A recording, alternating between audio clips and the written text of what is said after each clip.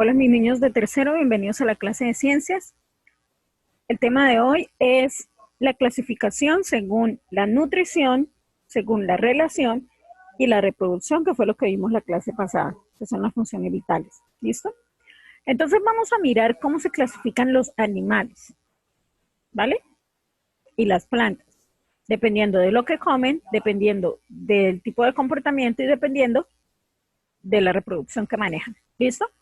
Entonces, bueno, este esquema que les hice yo, les hice unas líneas de división para poderles explicar y que no se me vayan a confundir, ¿vale? Entonces, por favor, observen muy bien el esquema conforme les voy explicando y pues ya después lo pasan con calma a sus respectivos cuadernos, ¿ok?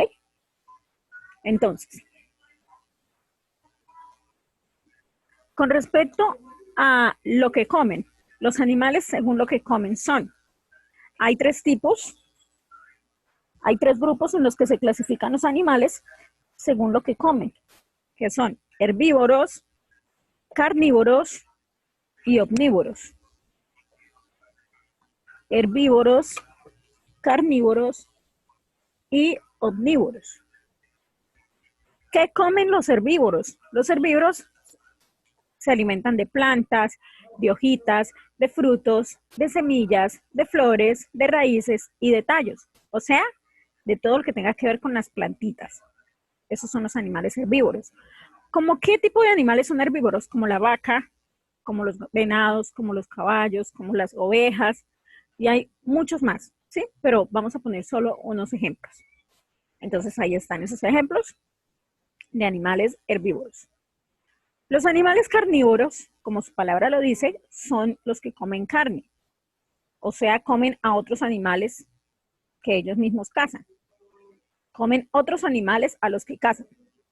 ¿Cómo qué tipo de animales son carnívoros? Como los tiburones, ustedes saben que comen peces y bueno, comen también gente, si se les da la oportunidad, ¿cierto? Los lobos, también las águilas, los leones, las leonas, las hienas, y hay otros animales carnívoros también. Son los que se comen unos a otros, o también pueden llegar a lastimar al ser humano para comer, ¿ok? Y los omnívoros son los animales que comen tanto plantas como otros animales y también otros organismos, o sea, comen de todo. ¿Cómo qué tipo de animales son omnívoros?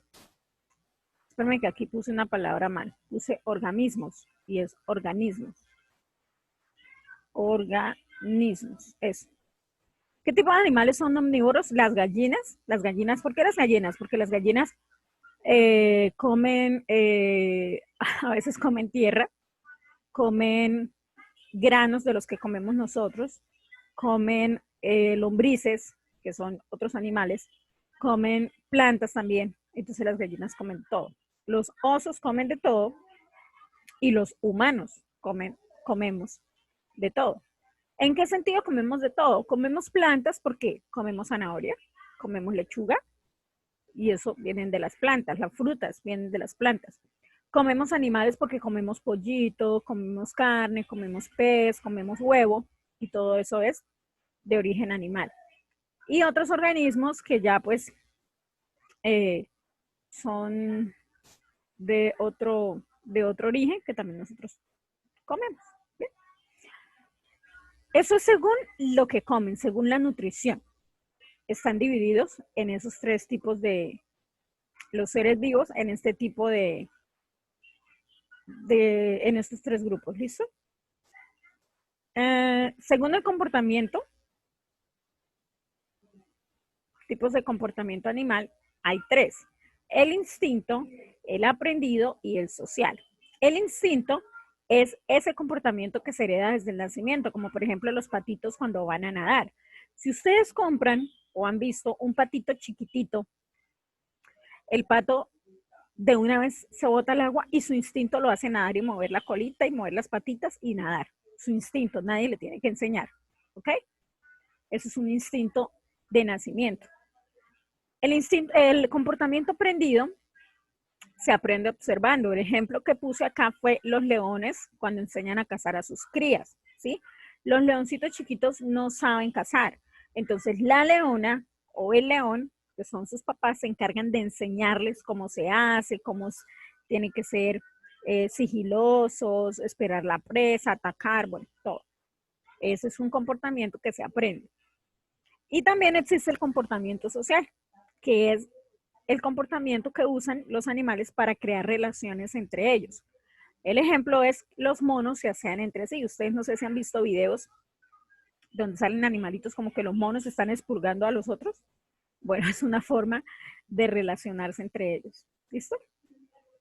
Entonces, esos tres grupos son dependiendo del comportamiento. Ahora, hablando de la reproducción, existen dos tipos de reproducción en los seres vivos, que es la asexual y es la sexual. La asexual está tanto en las plantas como en los animales. ¿Cómo funciona la reproducción asexual en las plantas? Resulta que las plantas que tienen raíces o tallos alargados horizontalmente, en las puntas brotan unas raicitas, unos tallos y unas hojas. Entonces, de esa puntita nace un nuevo ser que se separa de esa planta madre, o sea, se cae y entonces ya empieza a ser otra planta. Es la forma como se reproduce las plantas de ellas mismas. En animales, la reproducción asexual funciona así. Obviamente no todos los animales, ¿no? Pero un ejemplo es las estrellas de mar. Ellas tienen 5 bracitos, ¿cierto? Ellas cuando pierden uno de sus brazos, de ese brazo que se pierde o que se cae, nace una nueva estrellita de mar. Y en el bracito, en el espacio que le quedó supuestamente sin brazo, empieza a crecerles otro nuevo brazo. ¿Listo? Así sea la reproducción asexual. ¿Qué significa asexual? Que ellos mismos tienen descendientes sin necesidad de que haya un macho y una hembra, que eso lo vimos la clase pasada. ¿Ok? Con respecto a la reproducción sexual en las plantas, pasa así.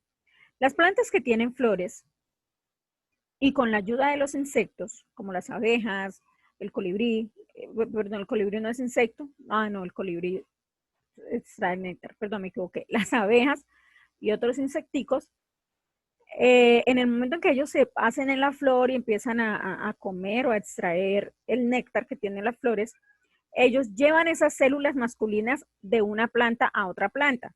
Entonces, si se pararon aquí en una planta, entonces cogieron de ahí y luego se hicieron en la otra planta y ahí llevaron esas células.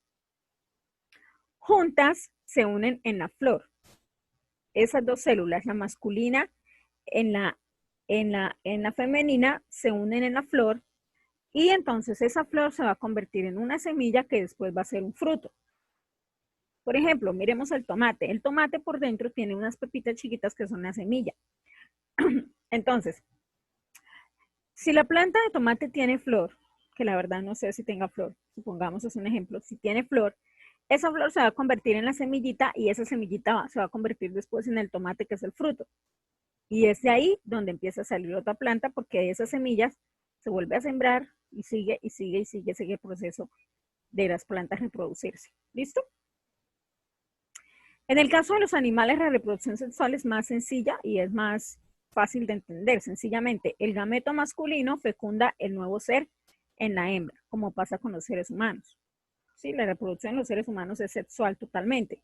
Entonces, el macho fecunda a la hembra y nace el nuevo bebé, el nuevo león, el nuevo oso, el nuevo tiburón, la nueva vaquita, bueno, todos los animalitos que puedan nacer.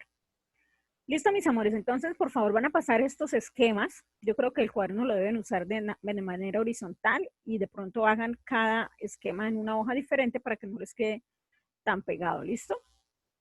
Entonces, bueno, no sé la verdad qué tan grande tengan la letra, así que por favor pasen esta información, ¿listo?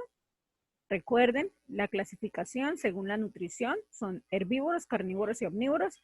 Según la relación son instinto, aprendido y social.